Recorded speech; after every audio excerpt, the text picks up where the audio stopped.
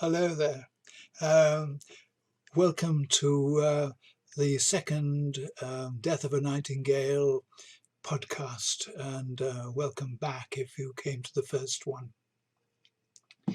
Um, I want to begin this one with a shock headline that was in the Times only yesterday, because it sets the stage for what I want to talk about. Don't know whether you saw it. Millennials all over the world have lost faith in democracy. A survey of nearly 5 million people showed that those in their 20s and 30s, born between 1981 and 1996, had less faith in democratic institutions than their parents or grandparents did at the same time. And collapse of confidence is particularly pronounced in Anglo-Saxon democracies of Britain and the United States. Well, in my view, this is a serious situation. I can actually give you a little clue to it in my for what it's worth now. I think a lot of democracy is sadly a sham. I think a lot of it is smoke and mirrors, and behind the smoke there are far too many people who make playing charades a way of life. And the mirrors, well, the mirrors I think are cracked. And when I talk about the mirrors, I'm talking about the media. I think this highlights, in my view, the need to use this time for brain exercises. As I said last time, we may have to lock down our bodies, but that's no good reason to lock down our brains. I think to some extent we should use our brains for enjoyment. I use it for bridge and chess and music, but serious stuff as well. And I look forward to sharing my thoughts with you. Can I begin here with an anecdote which I think is relevant? One of my involvements is being chairman of a residential care home, and there was a lady there called Flo Wilkinson who lived to the splendid age of 105. When Jonathan Sachs paid a pastoral visit to the home, he made a beeline for this lady, and he said, what's your explanation for your longevity? And she said, never stop learning. Well, that's true of me from day one. And furthermore, it goes more than that. In my book, Death of a Nightingale, I quote T.S. Eliot for quartets. We shall not cease for exploration, and the end of all our exploring will be to arrive where we started and know the place for the first time. As I said last time, the world isn't as I saw it when I was at university.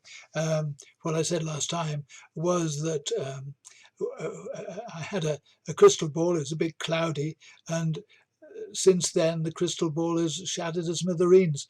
Mercifully for me, I found another ball or balls to bounce around to take its place.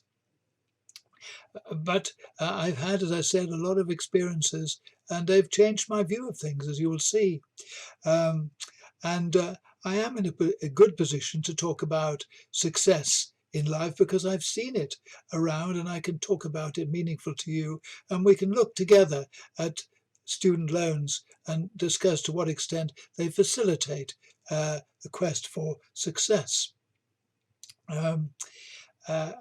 As I said last time, I think it's extremely important to get success into people's lives. Not just for your own sake, but to the country.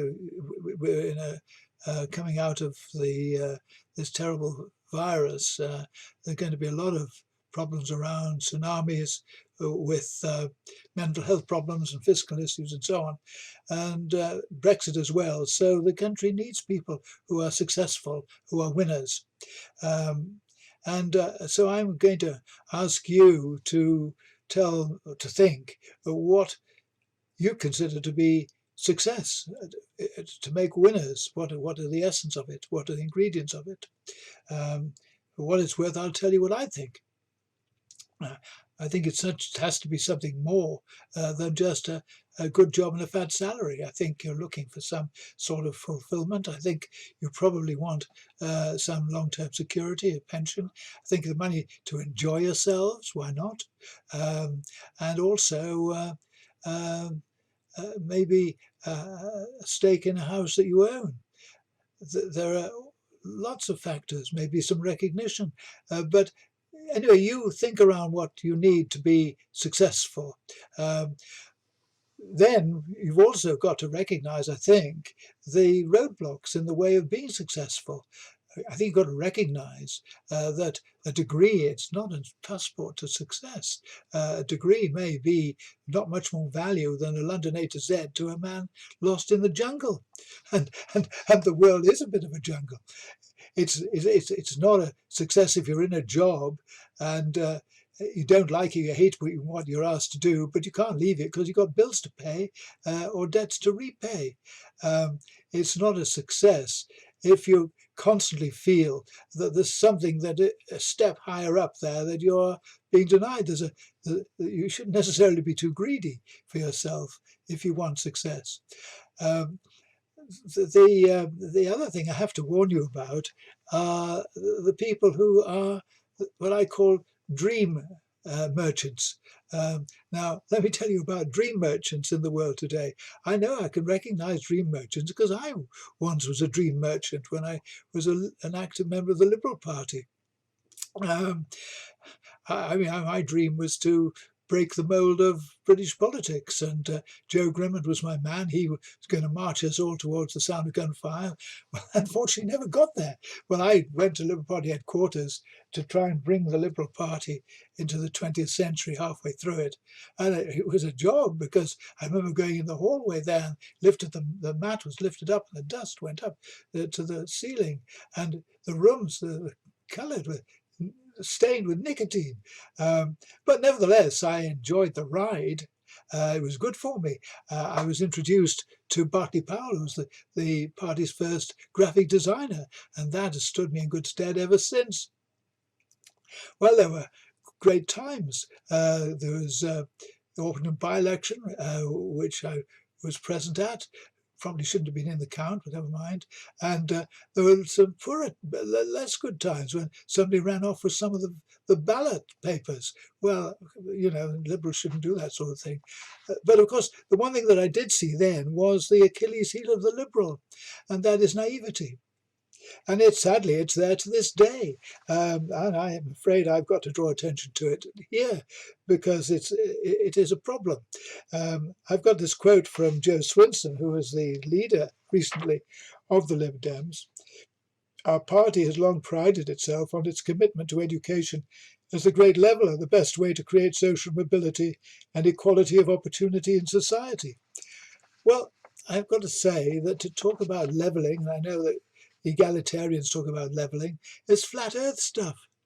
It's flat earth stuff. The world is not like that and never will be like that. The world has in it winners and losers. It has hills and troughs. On the hills, you will find people in pursuit of excellence. You will find the professionals who have a care for detail. And in the troughs, you will find mediocrity and amateurishness. And it's very likely to stay that way, I'm afraid. If you want to be a winner, I think you've got to aim for the hills. And there's no easy way. You've got to go there. And this is the challenge that you have to face. Let me take it a stage further and say that you've got to be very careful when these dream merchants offer you human rights, because people can offer you human rights, but the rights may not contain any benefits. So you've got to be careful about that. I mean, I'll give you a classic illustration of that. And here's this situation I've been dealing with in Newcastle. You'll see here Gosforth High Street, and you'll see here a pop-up cycle lane giving cyclists a right to ride on it. Well, they've got a right to ride one way, but they haven't got a right to ride back. And they've got a right to clean air, but they won't find much clean air in that cycle lane alongside slow-moving traffic. So be careful of the rights there. When it came to special needs, kids were given a right to special needs. Kids were given a right to mainstream education, but a lot of them were bullied in mainstream schools. So there's no great joy in that. This is the conundrum. you've got to be very careful about with human rights. People may offer you, they may offer you the right to a bed, and you may expect a bed of roses, but you have got to make jolly sure that it's not a bed of nails. The other way of looking at human rights, and I invite you to do this as well, is to think of people that you've seen in your own life who you would regard as successes. I give you one illustration, which may be a strange one, but I think it's accurate. In Rotary, there was a guy who comes to speak to us. He comes with his guide dog. He's blind. And three things about him. The first is that he likes cricket. Well, it may be strange, but there you are. Cricket's a lot about records, and wisdom is the Bible. But more than that, he played cricket, probably not in a mainstream school, but with other people who had sight problems. They played with a ball filled with dried peas. But even more than that, he went to the Caribbean and to watch England against the West Indies, and he was invited to commentate. Well, you know, in his own way, he was a success.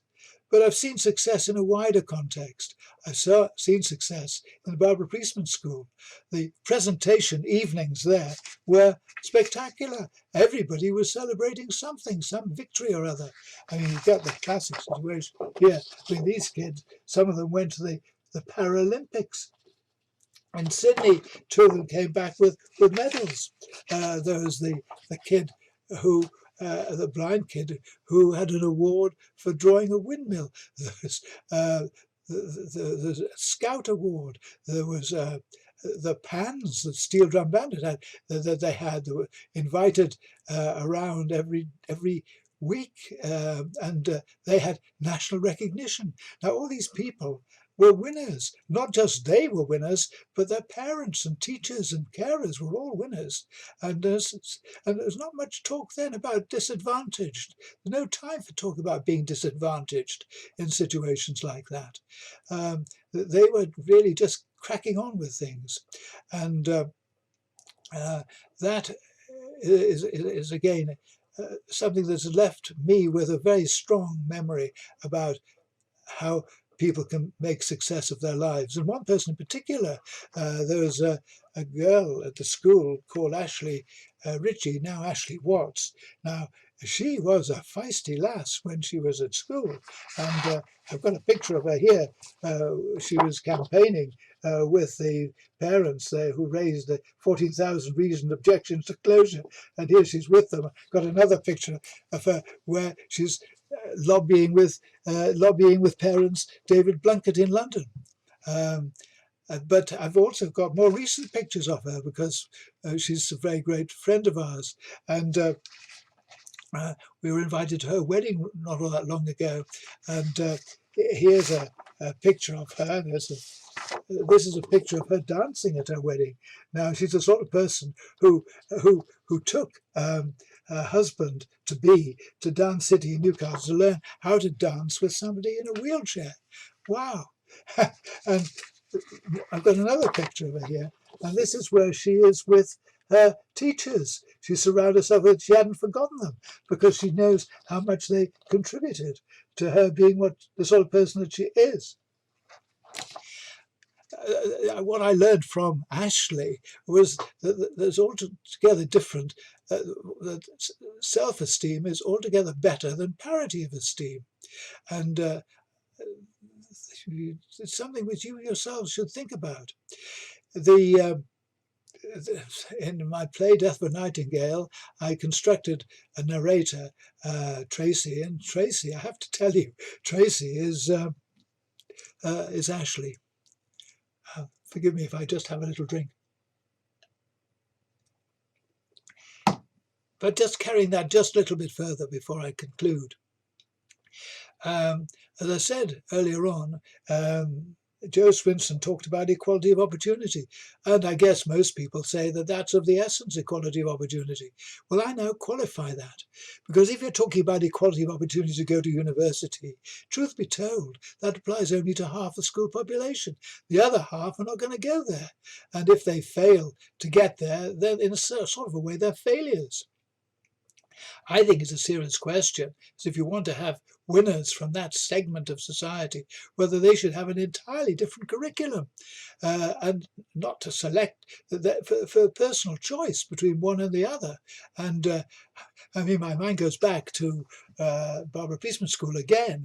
And in that school, there was a teacher who was teaching baking cakes. Well, I think it's a good idea to teach kids to cook and maybe cook and eat healthily. No bad thing.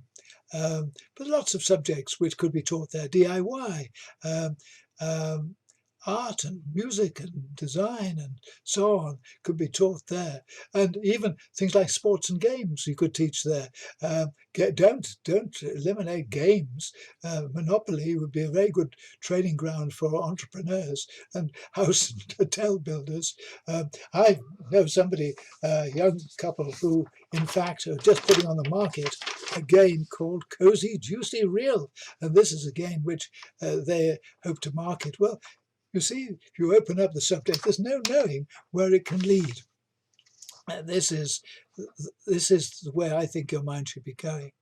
But I just want to talk one little bit more about the winners that I've seen around. And that's my old company. Well, I have to say that I have had no financial interest in that company since I left it because I just wanted to get away from the rat race altogether. And although I had my measure of success in the company, what has happened since I left it has been amazing. That when I joined the company, initially it had a turnover of about £100,000. Well, now it's got a turnover of 300 million. And I've got to say that has produced a lot of winners. The staff are winners. And I know some of them still the same staff since I was there quite a lot of years ago. The staff are winners. The investors are winners, and some of the investors I'd have you remember are in fact hold pension funds. So it's not just wealthy people who are investors. Then the manufacturers are winners, and the customers themselves are winners. All these people are winners in this world. And what in fact this tells you, it tells you the nature of capitalism. And not just capitalism, but how dynamic capitalism can be, because all of this happened in a lifetime. And well, you know, competition is a spur, and profit is what you call a sine qua non. That is with nothing. And just believe me, that is the case. So this is again something which I think you should come to terms with, because I'm trying to tell you that Karl Marx, in my view, knows about as much about 21st century capitalism as the man in the moon knows about the Apollo project. So again, allow your brain to think around these subjects. That's what I would hope you're going to do. Well, anyway, I've spoken enough for today, and I think next time we will look more at student loans and see to what extent they do encourage you to be a success. I think they need to be improved dramatically. I think currently they shortchange you, but that's for next time. Thank you very much for being with me today, and I wish you well in the meantime. Keep well, keep safe.